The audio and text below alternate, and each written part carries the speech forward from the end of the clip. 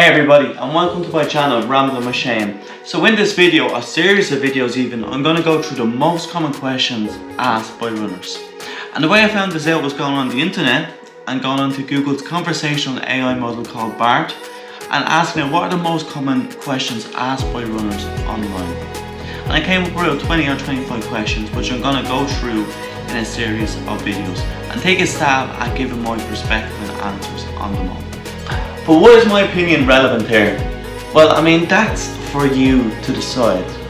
For a bit of background, I'm a fairly okay runner. I've done a marathon in about 3 hours 12 minutes, but most importantly, I made every mistake under the sun when it comes to running. So hopefully by watching this video, you get to learn from my mistakes without having to make them. So the questions that I'm going to be answering today, or trying to at least, is how often should I run? How far should I run? What sort of warm-up should I do before I run? And what should I eat before I run too? So let's get to it. Get to the first question, which is how often should I run? And like any politician, I'm going to give you an on-the-fence answer and say it depends. And the reason being, it depends on how busy you are, but most importantly, what your goals are. For example, if you're training for a marathon, I would advise maybe 3 to 5 runs per week. But if you're just kind of ramping up and starting to run, maybe 2 to 3 runs per week is enough, and then gradually ramp up over time. But I think the key thing here, and the key thing to evolving and getting better as we run, is being consistent. So sticking to that kind of schedule of running, maybe 3 to 5 times a week for a marathon, or just getting out on a consistent basis if it's something that you just gradually want to improve on. And when we think of marathon training and then that 3 to 5 runs per week, it sounds like a lot and heavy work on the legs. And to be quite honest, it is. But I think the secret to staying consistent and getting out to run often is adding variety in your runs and your rest days too.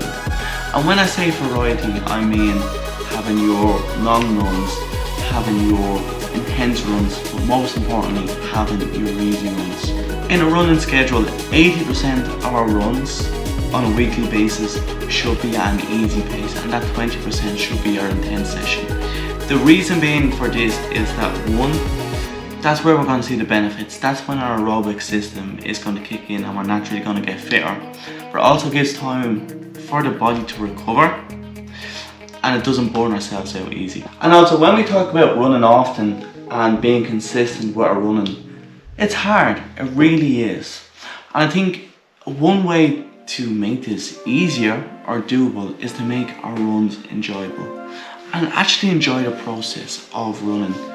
I do this, well I did previously and I learned from the mistake, but I and a lot of people make the mistake of putting too much pressure on the outcomes of our runs rather than actually enjoying the process. We're so focused on PBs, we're so focused on our race pace and all that. Just get out, do what you love doing, whether it's running with music, running with friends, running with a group, or running with whatever. Enjoy the processes and process even, and the results will come. So then to sum up the answers to the first question, how often should I run? The answer is, if training for a marathon, about 3 to 5 times a week. If not, about 3 times a week roughly. But the key thing is, keep them consistent, keep 80% of our runs at an easy pace, and just enjoy getting out to run. Make it enjoyable, don't make it a chore. And now let's move on to the next question, which is, how far should I run? And again, the answer is, it depends on a variety of things, on what your goals are, how you're measuring your distance of running, and what type of session it is too. And let me break this down and use a marathon kind of weekly training block for example. So a marathon weekly training block should consist of about 4 to 5 runs. That should be a long run, your easy runs during the week, your recovery run, and then your interval session as well. So for the long runs, you should be running between 10k at the very start of your block, roughly, depending on your level, all the way up to about 35k. And you should be increasing this by 10% week on week. So i.e. you should be starting at about 10k, 11k, 10% on that each week, all the way to 35k. And the same principle applies then with your easy runs during the week. So these should be ranging from about 8 to 14k, and then you increase it to about 14 to 16k no, I said 14, but let's go 16k as well.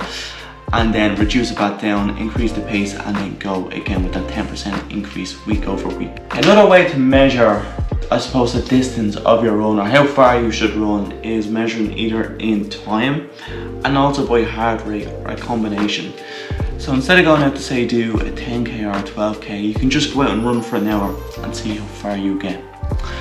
Or if you want to kind of combine your time and your heart rate, you can run for an hour session at a heart rate of 160 beats per minute of under, and then see how far you can get with that.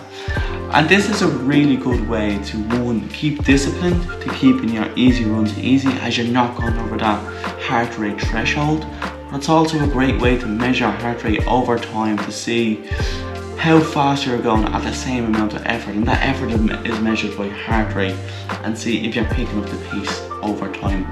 It's also a great way to track how tired the body is too, because if you're tired, your heart rate is going to be kind of elevated or higher than it usually would be if you were rested up, and it's a great way to know to take a rest or not. So in summary on that question, how far should I run, is it depends on your goals. It depends on your run as well, or the type of run you're doing as part of your training block. But rule of thumb, increase your distance with 10% week over week.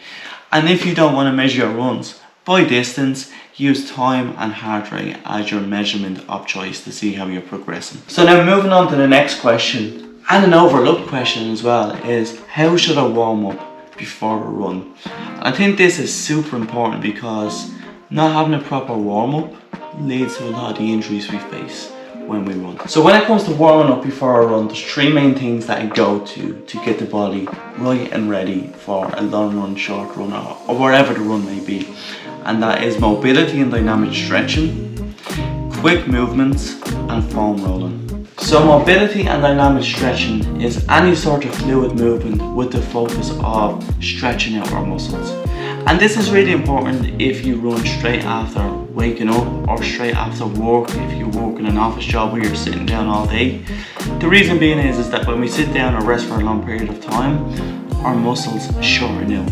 So doing a warm up that involves mobility and dynamic movements really stretches out our muscles and gets primed for a run.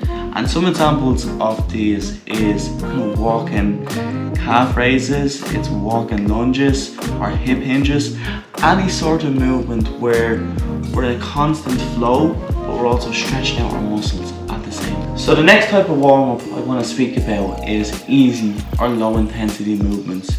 These are examples of jogging on the spot, rotating the arms, or any sort of movement essentially that's focused on getting the body warm. And this is massively important in winter when obviously it's cold but the body also freezes up and gets stiff. Doing a warm up like this as well gets us right and ready and warm to kick off our runs. And the key thing here with these sort of movements is to start off at a really easy intensity and pick up the pace throughout the warm up. So an example of this is, one way to get warmed up is jogging on the spot. You start off really easy, and as you go through the warm up, your feet get faster and faster. This gets the body warmer and warmer, also increases the heart rate so we're ready to go. If we want to kind of progress on these two, we can add in resistance bands to the warm up. So you could do, say, crab walks for example, to get the glutes firing. If you do that with no weight or no resistance whatsoever, and it's easy enough and you want to add a bit more of an oomph to your workout, add in a resistance band, and I guarantee you that workout is going to be harder but also so beneficial for the glutes. And the third type of warm up that we can do is foam rolling, and I love foam rolling. Foam rolling is a great way to release any soreness in our legs, especially if they're heavy after a long week of training. The way it does this is puts pressure on our muscles and improves the blood circulation around our body. And if you're feeling stiff, and not in that way, but after a heavy week of running and you want some relief on your legs, get maybe 5 minutes of foam rolling in and you'll feel so much better. So in summary, we answered the question on the best way to warm up before a run. And what we focused on was foam rolling, easy low intensity movements, and then mobility and dynamic stretching. So we should be doing a combination of these before any run, and they should take no more than 5 to 10 minutes to get all these in. So now moving on to the final question, and that is, what should I eat before I run? So the answer is, and you're gonna hear this everywhere, is the carb load. So you should be essentially eating your carbs no more than 2 hours before your long run. And the reason being is, if you have them any closer to your run, they're gonna sit in the stomach. And you don't want them bouncing around while you're running. But in terms of carbs, I mean, it really depends on your preference. The normal, usual suspects apply here, so porridge, pasta, rice, whatever, is a great way to get energy in the body. And the reason we actually focus on carbs is that carbs release glucose or glycogen into the body too, that we tap into when we run to provide ourselves with energy. So that's why they're important. So carbs are great before a run to make us full of energy. But what about if you want a diet to improve your overall performance? Well, that is going to be key too, and I'm a firm believer that you can't train a bad diet. If you want to get if you want to be a faster runner, if you want to run for longer, diet is going to play a massive part of this. So you need to focus on getting your macronutrients in, the likes of your protein, your carbs and your fats, and ensure that the calories that you're burning is less than the calories you're consuming to keep the weight down. But you also want to ensure you're getting your micronutrients in as well. So that's all your vitamins. And you can get these from your fruit, from your veg, and these are going to be key to making sure you don't get sick, you recover faster, and you keep the energy levels high as well. So that's it. That's the 4 questions that we set out to answer. They are: how far should I run? How often should I run? What should I do for a run before a run? And then what should I eat before a run too? So a lot before the runs. I hope you found the video useful. You're probably fed up of hearing me now, because boy God, I am. But if you did like it, please like and subscribe. Feel free to share it with every Tom, Dick and Harry as well, as it helps the channel spread. And yeah, I'll see you on the next one.